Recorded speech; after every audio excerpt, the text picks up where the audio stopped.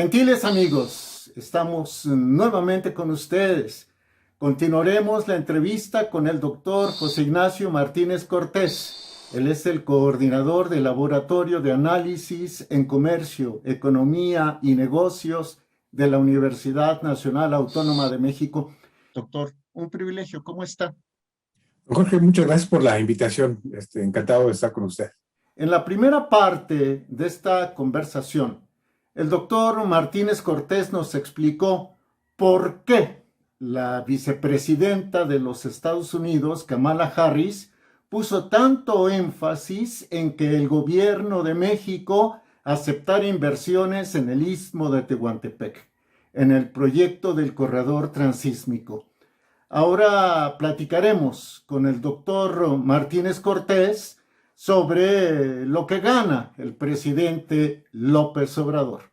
Gracias, doctor. Y el presidente de la República, el presidente de México, obtiene recursos, por lo menos recursos frescos para uno de sus 4 proyectos estrella, el del corredor transísmico. Los otros son el Tren Maya, la refinería de Dos Bocas y, por supuesto, el aeropuerto de Santa Lucía. Y con esto se trataría de abaratar la gasolina en los países centroamericanos para, de manera indirecta, favorecer una recuperación económica y con esa recuperación económica tratar de frenar la migración hacia Estados Unidos. No sé si este análisis tan simple de mi parte sea correcto.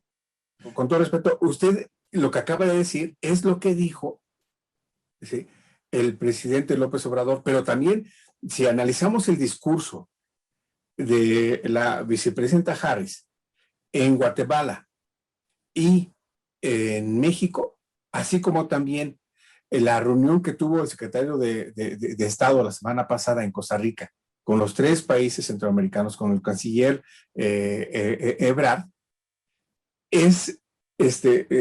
repiten lo que usted de manera muy atinada en su análisis acaba de realizar.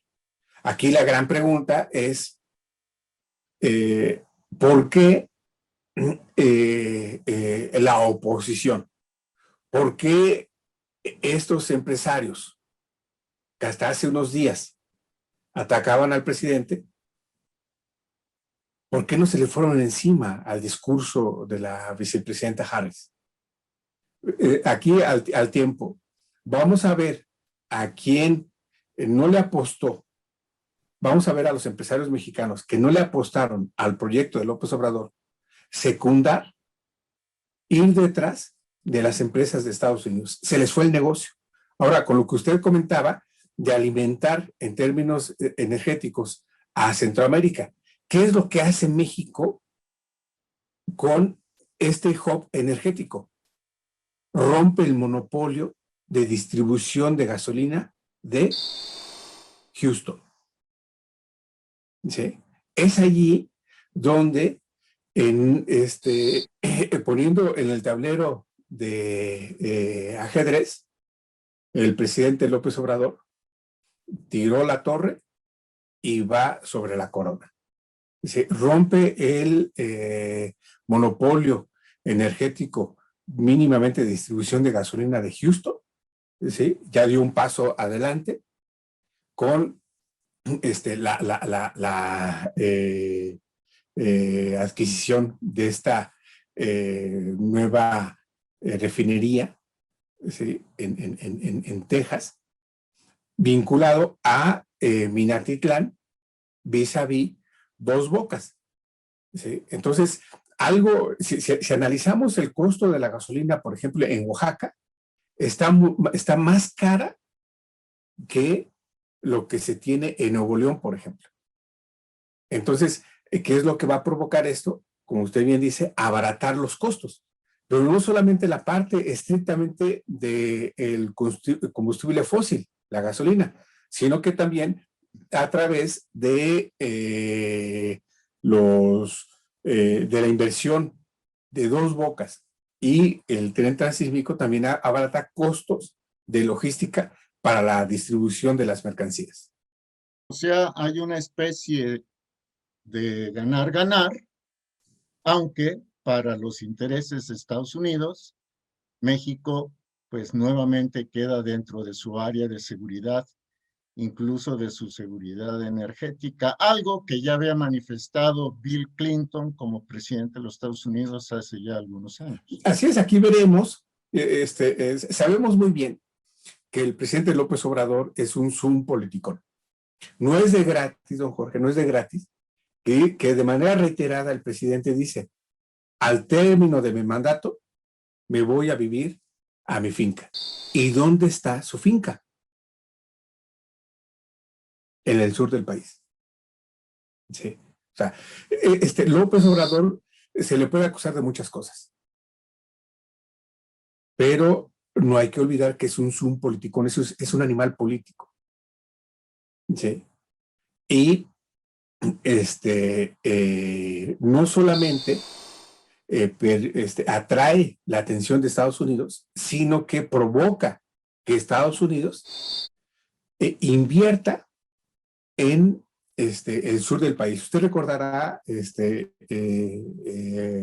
discurso que se dio ese sábado 9 de junio de 2019, cuando se echa abajo los aranceles que Trump iba a imponer a México porque no se estaba realizando lo conducente a la política migratoria de los intereses de Trump. México firma ese viernes un acuerdo con la Casa Blanca que tenía 4 puntos. Uno, que México iba a poner un dique en su frontera sur con Guatemala, la Guardia Nacional, para detener la migración. 2, que México a lo largo de su territorio también iba a obstaculizar la migración para que no llegaran a la frontera sur de Estados Unidos.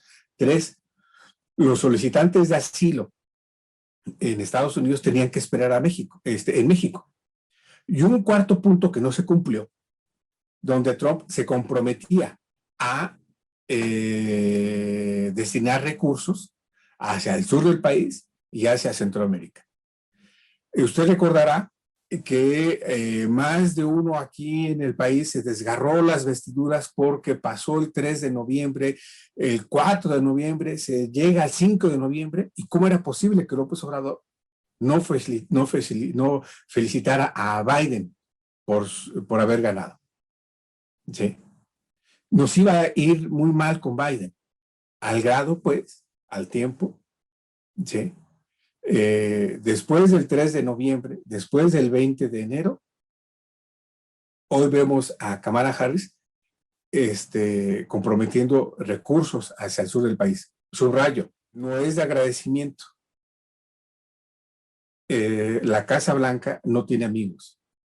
Estados Unidos tiene intereses. Entonces, aquí, yendo hacia adelante, ¿qué es lo que hay que realizar? Y esto lo va a hacer muy bien el presidente López Obrador. No es porque yo sea simpatizante de, sino que aquí, por eso es que viene esta reforma a la ley de hidrocarburos, porque son las empresas estatales que, entiéndase, CFE y Pemex, las que van a realizar este desarrollo. Y entonces, al ser estas 2 empresas, ¿sí? Y también aquí viene y se incorpora la figura empresarial de la Secretaría de Turismo, Fonatur, ¿sí? Fonatur, CFE, Comisión y Pemex, ¿sí? Son los que están al frente. ¿Qué es lo que se estaría esperando? ¿Qué es lo que tenemos en estos días? Que va a ser por licitación, no por asignación ni por inversión directa. La empresa que quiera participar tendrá que ceñirse a estas nuevas reglas. Dice el memorándum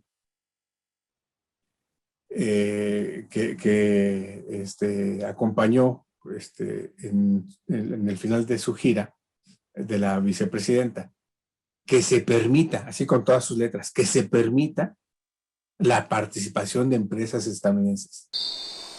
¿Sí? Entonces, ya veremos en estas semanas próximas, estira y afloja, y hay que estar muy pendientes a la reunión de alto nivel que se va a dar ahora en septiembre a raíz de esta participación. Otro punto, usted sabe muy bien que lo que aparece en la fotografía es, Ebrard ha ido a China, Ebrard ha ido a Rusia. Físicamente Ebrard no ha ido a Washington. Es el primer secretario de Relaciones Exteriores que a 6 meses de una nueva administración en Estados Unidos, un secretario o una secretaria de Relaciones Exteriores no visita Washington. No visita Washington, pero para él, pensando en el 2024, para él esto podría ser un empujón, valga la expresión, en contraste con el descalabro electoral, ya me salí de tema, pero de la jefa de gobierno de la Ciudad de México, Claudia Sheinbaum, en las elecciones del 6 de junio pasado. Sí, así es, aquí habría que ver positivos y negativos, ¿no? De lo que pudiera tener Ebrard hacia el 2024, ¿no? Por supuesto también la jefa de gobierno, ¿no? Lo que sí es que de manera permanente el canciller, corríjame usted, pero es un canciller con mucha participación en la vida interna de México, cuando, no sé, viendo hacia atrás, José Antonio Meade, Videgaray, ¿no? Derbez, ¿sí? Así me vienen a la mente de bote pronto nombres de cancilleres, la bien recordada doctora Rosario Green, ¿sí? El mismo Solana, ¿no? Fueron secretarios de Relaciones Exteriores con mínima presencia interna en México dentro de su gestión. Ebrard, ¿no? ¿Sí? Entonces, esto, vamos, da para mucho, ¿no? Lo que sí es que habría que estar atentos en torno a esta nueva inversión de Estados Unidos, subrayo, que va a chocar con la inversión china. Ahí esto va a sacar chispas. Por ejemplo, hoy, en uso horario, ya terminó la reunión del G7 y habría que estar atentos ahí al comunicado del G7 en torno a China, por ejemplo. Sí. Entonces, veremos ahí también cómo de manera indirecta este comunicado impacta en México a raíz precisamente de la visita de la vicepresidenta Harris. Doctor, qué gusto, qué placer haber conversado con usted. Ojalá pronto podamos repetirlo, tal vez por ahí de septiembre, como usted lo mencionó. Y para Voces Críticas, que es este espacio, es una coproducción de Scriptamanent y de Periodismo Sin Compromisos, sería, y sobre todo para quienes siguen a estas plataformas, sería muy ilustrativo poder escucharlo nuevamente, poderlo ver nuevamente. Le agradezco mucho y estoy atento a su muy importante convocatoria. Doctor José Ignacio Martínez Cortés, coordinador del Laboratorio de Análisis en Comercio, Economía y Negocios de la UNAM. Muchísimas gracias. Esto es Voces Críticas. Hasta pronto.